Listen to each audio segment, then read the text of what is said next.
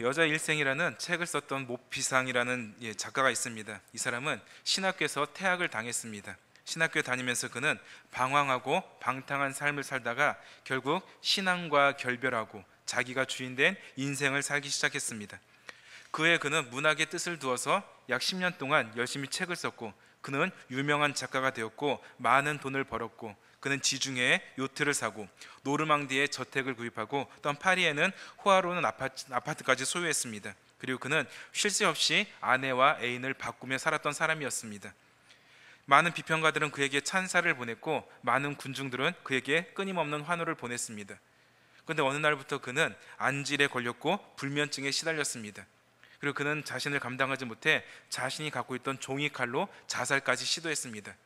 결국 목숨을 건졌지만 그는 정신병동에 갇히게 되었고, 거기서 몇 달 동안 허공을 향해 절규하다가 43살의 죽음을 맞이하게 되었습니다. 그의 묘비에는 이렇게 적혀 있습니다. 나는 모든 것을 소유하고자 했지만 결국 아무것도 가지지 못했다.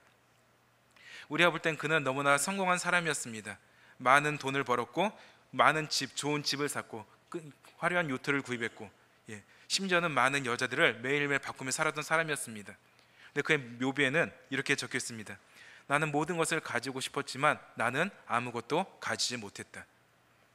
그는 예수를 포기하고 신앙과 결별한 후에 자기가 주인된 인생 살았을 때 모든 것이 내 것처럼 여겨졌지만 결국에는 아무것도 소유하지 못한 사람이 되었다라고 말하고 있습니다.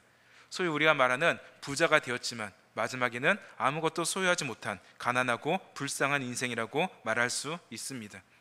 그와 마찬가지 이야기가 오늘 본문에 나오고 있습니다. 오늘 본문은 모든 것을 이룬 것처럼 보였지만 하나의 불행한 사건을 갖고 있는 사람의 이야기가 나오고 있습니다. 바로 그 사람이 아람 나라의 군대 장관이었던 나아만의 이야기입니다.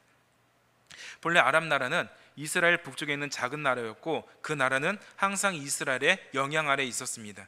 그런데 이스라엘이 솔로몬 이후에 나라가 분열되고 약화되었을 때 이 아람 나라가 갑자기 강성해지고 군력을 쌓아서 결국은 길르앗 라못이라는 곳에서 이 나아만 장군이 이스라엘과 전쟁을 벌여서 승리를 거두었습니다. 그때부터 이스라엘은 이 아람 나라의 영향에 놓이게 되었고 이 나아만 장군은 절대적인 신임과 권력을 얻게 되는 실권자가 되었습니다. 또한 그는 부와 명예를 가진 사람이었고 그는 성공한 사람의 대표적인 모습을 보이고 있습니다. 그런데 그에게 한 가지 불행한 일이 있는데 그는 나병 환자라고 성경은 말해주고 있습니다. 당시에 아람 나라 사람들이 떼를 지어 나가서 이스라엘 어린 소녀 하나를 사로잡았고 그 어린 소녀는 나아만 장군의 집에서 일을 하게 되었습니다. 그때 이 소녀는 그 부인에게 이렇게 말합니다. 나의 주인 나아만 장군님이 이스라엘에 있는 선지자 앞에 가면 그 선지자가 병을 고쳐주실 것입니다. 이 이야기를 들은 부인은 이 나아만 장군에게 말하고 또한 나아만 장군은 그 이야기를 아람 왕 베나닷 2세에게 전해 주었습니다. 그 베나닷 2세 왕은 이 나아만 장군에게 친서를 써서 보내주고 즉시 이스라엘로 보내주는 장면이 오늘 본문의 장면입니다. 아람 왕의 친서를 받은 이 나아만 장군은 그걸 가지고 이스라엘 왕을 찾아갑니다. 그때 이스라엘 왕은 이 친서를 받고 깜짝 놀랍니다. 바로 거기는 내 장군 나아만 장군의 이 나병을 고쳐 주십시오. 우리 알다시피 지금까지도 이 나병은 누구도 고칠 수 없는 질병입니다. 그래서 이 편지를 받은 이 친서를 받은 이스라엘 왕은 떨면서 옷을 찢었다라고 성경은 말하고 있는 것이죠. 그래서 말합니다. 내가 어떻게 이 병을 고칠 수가 있겠느냐. 오늘 이 이야기를 보면 하나의 어린 소녀, 이 아람 나라로 끌려갔던 한 소녀는 이렇게 말합니다. 이 나아만 장군이 이스라엘 선지자 앞에 가면 그 병을 고침받을 수 있습니다.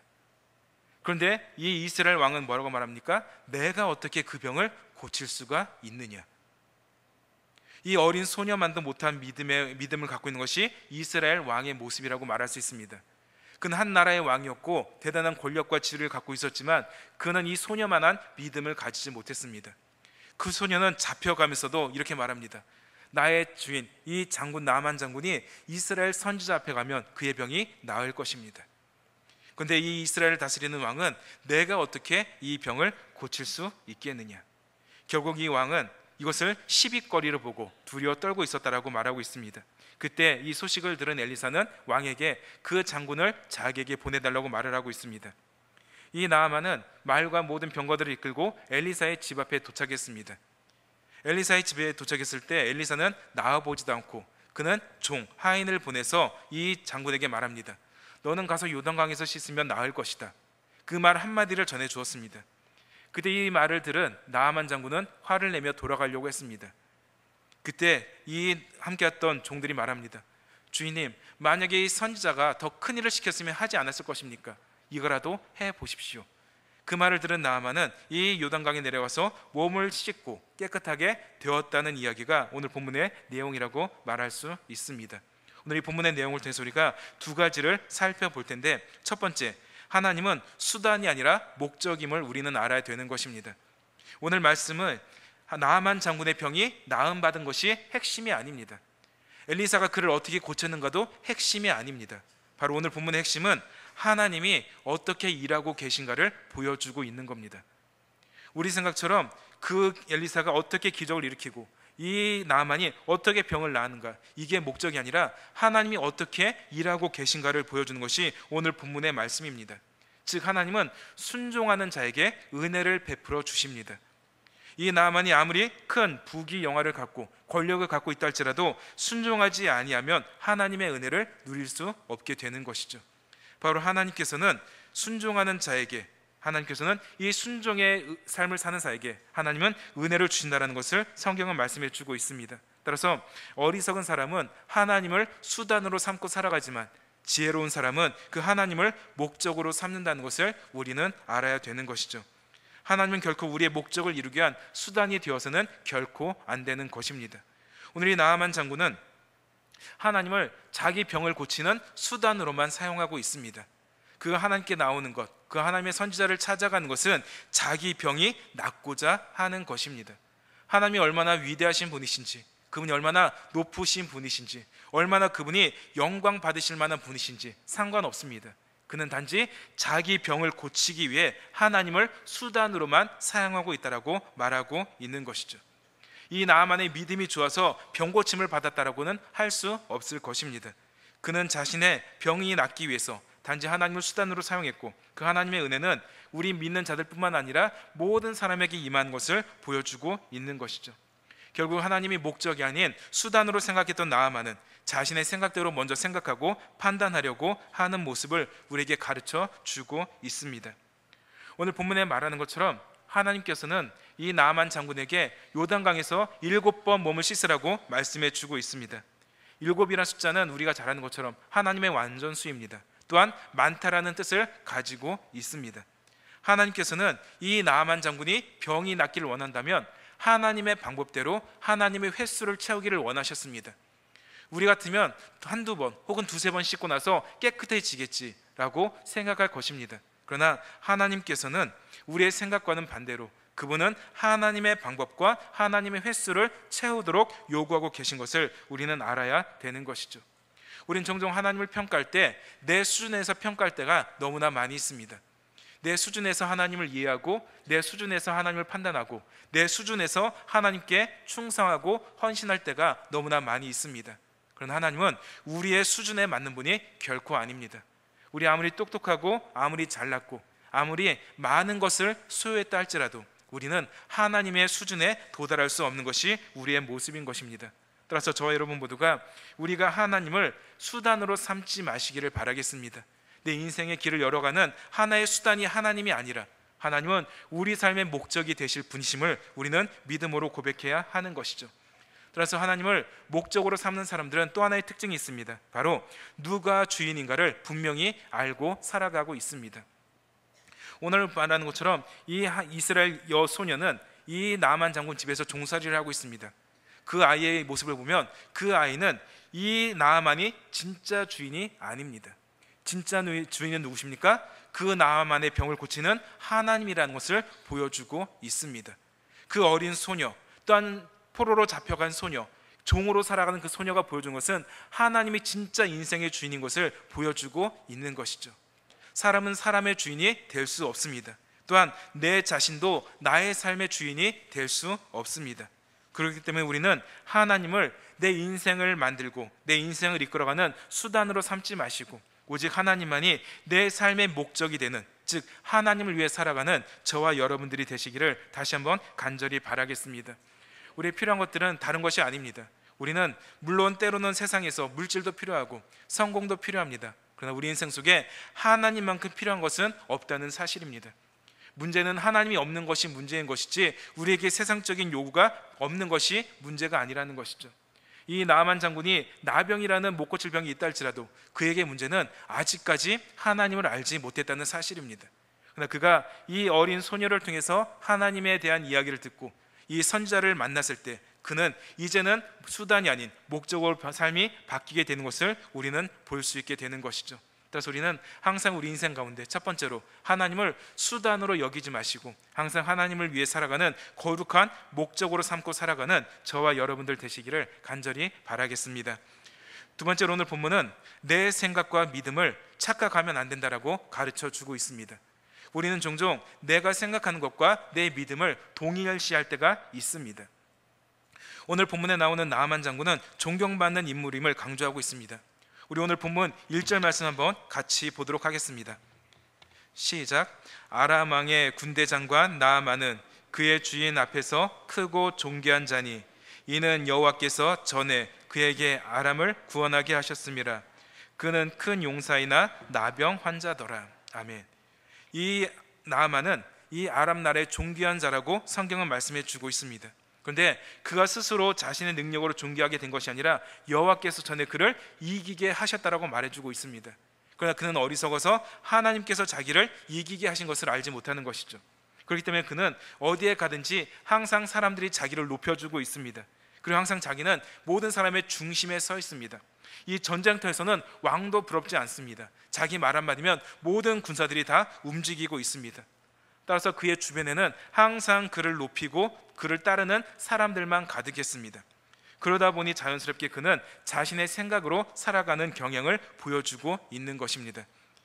그런데 엘리사의 집에 도착한 나아만 장군은 자신의 이성으로는 도저히 이해할 수 없는 사건을 경험하게 됩니다. 이 나아만이 이 엘리사 집 앞에 왔을 때 엘리사는 집 밖에 나오지도 않고 심지어는 그냥 사자를 보내어서 명령하듯 말하고 있는 것이죠. 너는 요단강에 가서 7번 씻으라, 그러면 나을 것이다. 당시 가장 강력했던 나라, 이 나라의 대장군이 찾아왔는데 이 사람의 생각으로는 벗은발로 나와서 맞이하고 허리를 굽히고 머리를 조아려서 맞이해도 시원찮을 판인데 아예 얼굴도 보이지 아니하고 문 밖에 나오지 않고 말로만 끝내는 볼 때 이 나아만은 얼마나 그가 괘씸해 보였겠습니까? 그때 나아만의 모습을 오늘 보면 11절은 이렇게 말하고 있습니다. 우리 11절 말씀 같이 읽도록 하겠습니다. 시작. 나아만이 노하여 물러가며 이르되 내 생각에는 그가 내게로 나아서서 그의 하나님 여호와의 이름을 부르고 그의 손을 그 부위 위에 흔들어 나병을 고칠까 하였도다. 아멘. 이 나아만은 내 생각에는, 이제 본격적으로 뭐가 나옵니까? 자기의 생각이 나옵니다.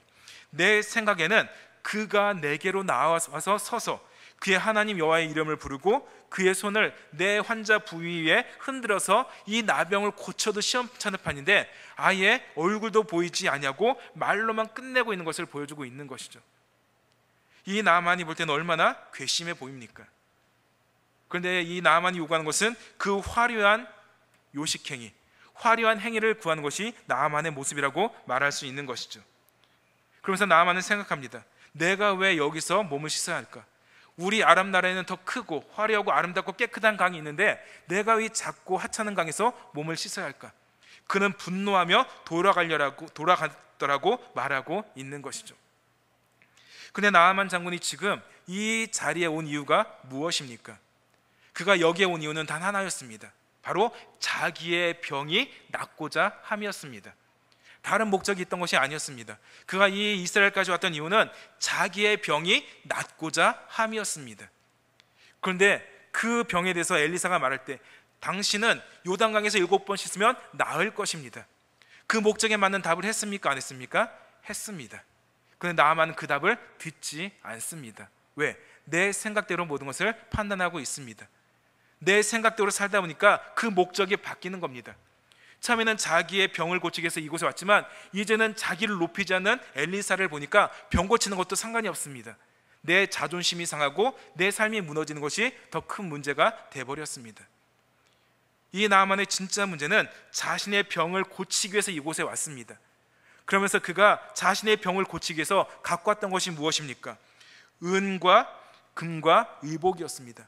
은 10달란트를 갖고 왔고 금 6,000개를 갖고 왔고 6,000을 갖고 왔고 또한 10벌의 의복을 가지고 왔던 것이죠. 이것을 볼 때 지금의 시세로 따진다면 은은 약 340kg 정도 된다고 합니다. 이것의 가치는 약 29억이 되는 것이고 금은 약 68kg, 우리나라 가치로 약 43억이 된다고 말하고 있습니다. 그리고 가장 화려한 옷 10벌을 가지고 왔다라고 말하고 있는 것이죠. 즉 현금만 약 70억 이상을 가지고 왔던 것입니다. 왜 이 나만이 이렇게 큰 돈을 가지고 왔겠습니까? 아마 이전에 그가 들었던 것, 어디 가면 병이 나을 겁니다. 그때는 조금만 갖고 갔겠죠. 그런데 이것만 갖고 가서 안 되니까 또 다른 곳에서는 더 많이 갖고 가고 결국 이제는 약 70억 이상의 돈을 가지고 와서 자기의 병이 낫고자 하는 소원, 목적이 있었던 것입니다. 그런데 그는 그 목적을 갖고 왔음에도 불구하고 그는 엘리사가 나오지 않았다는 그 이유로 그 목적 의식을 잃어버렸다라고 말하고 있는 것이죠. 왜냐하면 내 생각대로 살기 때문입니다. 우리 인간의 생각은 완전할 수 없습니다. 내 생각은 항상 동일할 수가 없습니다. 오늘 좋았던 내 생각과 기분은 내일 가면 또 어떻게 변할지 모릅니다. 그래서 10길 물속은 알아도 한 길 사람 속은 모르는 것이 우리 인생 아닙니까? 이 나만도 역시 내 생각대로 살아갈 때 그 많은 돈을 가지고 많은 금과 보석을 은을 갖고 왔음에도 불구하고 자기의 목적을 잃어버리게 되었다라고 말하고 있는 것이죠. 그는 자신이 이해할 수 없는 일이 벌어지자 분노하기 시작합니다. 지금까지 이것저것 다 해보았지만 모든 것이 실패했습니다. 그는 자신이 모든 방법을 다 동원했지만 실패한 경험과 지식밖에 없습니다. 그러니까 그는 이것도 아니겠다. 근데 더 중요한 건 지금 이 엘리사가 말했던 것은 얼마나 쉽고 단순합니까? 그런데 나만이 생각하는 건 무엇입니까? 화려한 것을 요구하고 있는 것이죠. 내 앞에 서서 여호와의 이름을 부르고 내 환부 부위에 손을 얹어서 손을 흔들면서 나의 병을 고쳐주는 것, 이것을 원했던 것이 나만 장군이었습니다. 그런데 하나님께서는 엘리사를 통해서 말씀으로 치유하시는 것을 보여주고 계신 것입니다. 우리의 생각 같아서는 화려하고 크고 좋은 것을 원하지만 하나님은 말씀하시는 분이라는 것을 보여주고 있는 것이죠. 우리의 생각대로 인생이 변하면 우리는 교만해질 수밖에 없습니다.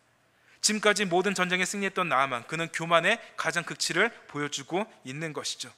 그래서 그는 더 많은 노력을 하고 더 많은 대가를 지불해야 내 병이 나을 것처럼 그 수없이 많은 재물을 가지고 엘리사 앞에 왔던 것입니다. 그런데 엘리사는 이 병에 대해서 70억을 요구하지 않습니다. 도리어 하나님의 말씀에 순종할 것을 요구하고 있는 것입니다. 내 생각대로 사는 것이 아니라, 내 생각대로 행동하는 것이 아니라 오직 하나님의 말씀에 순종하는 것을 요구하는 것이 엘리사의 모습이라고 보여주고 있는 것이죠. 이 나만 장군의 나병은 그에게 컴플렉스였고 또한 트라우마라고 말할 수 있습니다. 그는 모든 것을 다 가졌지만 이 나병, 없어야 되는 한 가지 나병 때문에 큰 고통과 부끄러움과 수치를 겪고 있습니다. 그렇기 때문에 그는 은 10달란트를 갖고 왔고 금 6,000개를 갖고 왔고 아주 아름다운 의복 10벌을 그것을 내면서까지 자신의 병을 고치려고 했었습니다.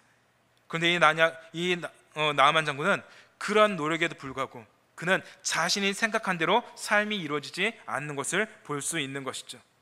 만약 이 나아만 장군이 생각했던 것처럼 엘리사가 그를 정성껏 대접해주고 그를 지극정성히 고쳐주고 그를 안수해주고 치유해 주었다면 이 나아만은 하나님을 찾는 대신 그는 이적과 표적을 계속적으로 구할 것이고 그는 하나님께 감사하지 아니하고 엘리사에게 감사할 것이었습니다. 따라서 하나님께서는 이 나아만 장군의 생각대로 그의 인생을 열어가지 않으셨고 결국은 말씀이 무엇인가를 보여주고 계신 것이죠. 따라서 그 말씀을 깨달았을 때 이 나아만은 오늘 본문 17절에 이렇게 고백하고 있습니다. 우리 17절 중반부터 한번 같이 읽도록 하겠습니다. 시작. 이제부터는 종이 번제물과 다른 희생제사를 여호와 외 다른 신에게는 드리지 아니하고 다만 여호와께 드리겠나이다. 아멘. 나아만은 보기 좋은 화려한 것을 요구했지만 하나님께서는 요단강에서 7번 씻는 것으로 충분히 그를 낫게 하셨습니다. 하나님은 말씀하시는 분이시지 우리에게 화려한 것을 보여주시는 분이 결코 아닙니다. 그 화려함을 보여주시기 원했다면 예수님을 십자가에 죽게 하지 않으셨을 것이죠. 바로 우리의 인생은 하나님의 말씀 가운데 순종하는 것이 얼마나 귀한 것임을 보여주고 있게 되는 것입니다. 나만처럼 내 생각대로, 내 방법대로, 내가 하는 모든 것대로 이루어지는 삶이 아니라 하나님이 말씀하시는 그 삶 속에 우리가 들어갈 때 우리의 병은 낫게 되는 것이고 하나님의 은혜를 경험할 수 있게 되는 것이죠. 따라서 이사야는 55장 8절 9절에 이렇게 말하고 있습니다. 우리 한번 같이 읽도록 하겠습니다. 시작. 이는 내 생각이 너희의 생각과 다르며 내 길은 너희의 길과 다름이니라. 여호와의 말씀이니라. 이는 하늘이 땅보다 높음같이 내 길은 너희의 길보다 높으며 내 생각은 너희의 생각보다 높음이니라. 아멘. 하나님 말씀하십니다. 너희의 생각과 나의 생각은 다르다. 너희의 길보다 내 길이 훨씬 높은 것이고 내 생각이 너희의 생각보다 훨씬 높다라고 가르쳐 주고 있습니다. 따라서 우리 인생의 가장 중요한 것은 내 생각대로 사는 것이 아니라 우리는 하나님의 생각대로 말씀대로 살아가는 것이 가장 중요하다라고 말할 수 있습니다. 바로 그것은 인생을 살아갈 때 우리의 인생을 성경적으로 해석하는 것입니다. 나만 장군이 그전에는 자신의 생각대로 이루어지지 않았을 때 그는 불평하며 돌아가려고 했었습니다. 그러나 하나님의 말씀을 맛보았을 때 그는 이렇게 하나님을 고백할 수밖에 없게 된 것이죠. 우리의 인생도 마찬가지입니다. 우리의 인생도 이 나만처럼 때로는 우리가 숨기고 싶은 어떤 괴로운 인생들이 있습니다. 우리 인생 속에 이전에는 많은 고통들이 있었고 지금도 수없이 많은 어려움들이 있을 것입니다. 왜 하나님은 우리에게 이러한 인생들을 주셨을까요? 바로 그것은 인생이 내 생각대로 되는 것이 복이 아니라 하나님의 말씀 앞에 나아가는 것이 복인 것을 가르쳐 주기 위함이십니다. 그래서 우리 인생 속에 우리의 모든 삶 속에 성경적으로 인생을 풀이하고 성경적으로 인생을 비추고 살아가는 것, 그것이 가장 아름다운 모습이라고 말할 수 있는 것이죠. 바로 그러한 인생을 살았던 것이 성경에서 요셉이라고 말할 수 있습니다. 우리가 잘 아는 것처럼 요셉은 형들의 시기에 의해서 질투에 의해서 구덩이에 갇혀 죽을 뻔했습니다. 그러다가 또한 그는 이스마엘 상인에게 팔려가게 되었고 애굽에 팔려서 이 보디발 장군의 집에서 종살이하게 되었습니다. 거기서 종살이하는 것도 억울한데 이 장군의 부인의 또한 유혹에 못 이겨서 넘어가지 않고 또한 그의 유인 때문에 억울하게 감옥에 갇히기도 했었습니다.